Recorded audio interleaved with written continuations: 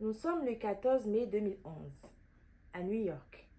Un homme s'installe en classe affaires dans un avion d'Air France à destination de Paris. Il s'appelle Dominique Strauss-Kahn. À cet instant, il est l'un des Français les plus puissants du monde. Directeur général du Fonds monétaire international FMI, il parle avec des chefs d'État, négociant des milliards, décide de l'avenir de pays entiers. En France, beaucoup le voient déjà président. Il a l'image d'un homme invincible, mais dans la suite de 1806, cette invincibilité va être confrontée à une force moins visible, la voix d'une femme. Chers amis, bonjour ou bonsoir selon l'heure à laquelle vous suivez cette vidéo. Aujourd'hui, nous allons aborder une des histoires les plus emblématiques du monde, l'histoire de Nafissatou Diallo et de Dominique Strauss-Kahn. Installez-vous confortablement et bienvenue dans les décryptages de Rebecca. Rebecca vous raconte. Quelques heures plus tôt, au Sofitel New York, une femme de chambre commence sa tournée. Elle s'appelle Nafissatou Diallo. Immigrée guinéenne, mère célibataire, elle vit dans le Bronx. Elle travaille pour survivre, sans statut stable, consciente qu'un faux pas pourrait lui coûter sa vie aux États-Unis. Elle entre dans la suite de 1806 pour nettoyer comme elle le fait chaque jour. Ce qu'elle vit à cet instant bouleverse tout. Elle affirme que l'homme sorti de la salle de bain la force, tente d'imposer des gestes qu'elle ne veut pas. Elle lutte, se libère et se précipite hors de la chambre. Sa voix tente de franchir les portes de la justice, mais le monde autour d'elle a déjà commencé à juger son crédit. Femme seule, immigrée, sans visa solide, sans pouvoir politique. La police intervient rapidement. L'homme est retrouvé à l'aéroport JFK. L'avion prêt à décoller est stoppé. Il est arrêté, menotté, présenté au monde entier. Le choc est immense. Un des hommes les plus puissants du monde, abaissé, exposé. Mais au-delà de la scène médiatique, le cœur de l'affaire reste la parole d'une femme qui dit ce qu'elle a vécu. Cette parole pourtant sera scrutée, réfléchie, parfois rejetée. Non pas pour ce qu'elle raconte, mais pour ce qu'elle représente. Une immigrée vulnérable, sans protection.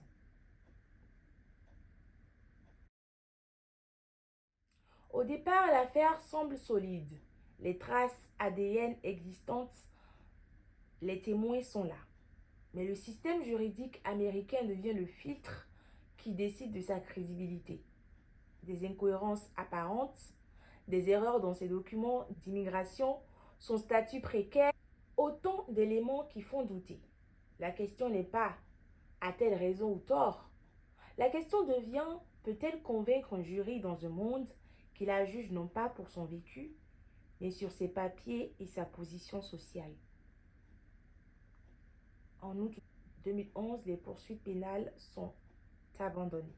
Non pas parce que ce qui a été vécu est rejeté, mais parce que son récit ne répond pas aux exigences d'un système basé sur la crédibilité sociale et non sur la violence subie.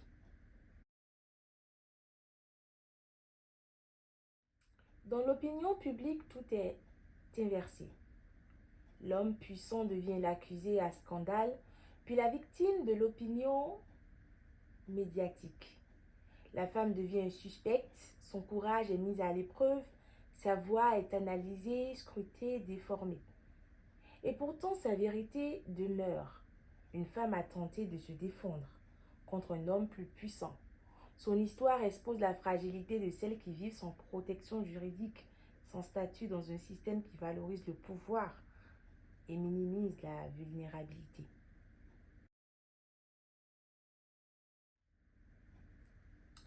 Elle engage une action civile pour obtenir réparation. En décembre 2012, un accord confidentiel est conclu. Ni procès public, ni reconnaissance officielle. Mais même silencieux, cet accord est une forme de justice. Un rappel que la voix d'une femme peut peser, même lorsqu'elle est marginalisée. Cette histoire dépasse un individu.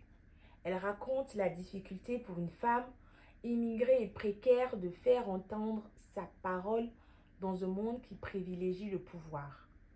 La fragilité de la justice lorsqu'elle est confrontée à l'inégalité sociale et enfin la vérité que le public peut ou non accepter selon qu'il mesure le pouvoir et l'expérience vécue. DSK ne sera jamais président. Mais Nafissatou Diallo reste dans cette histoire la voix d'une femme qui a dit non et que l'on a tenté d'ignorer.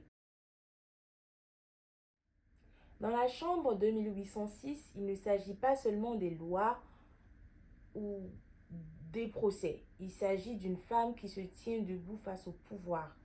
Sa parole contestée par ceux qui détiennent le monde et les médias reste intacte. Et cette voix, fragile ou puissante, est un rappel que certaines dérangent, surtout quand elles viennent d'une femme. C'est tout pour cette vidéo sur l'affaire DSK, ce décryptage sur l'affaire DSK. J'espère qu'elle vous a plu. N'hésitez pas à me mettre en commentaire votre opinion, votre point de vue et à me mettre aussi quelques idées d'analyse, de décryptage que vous voulez que je fasse.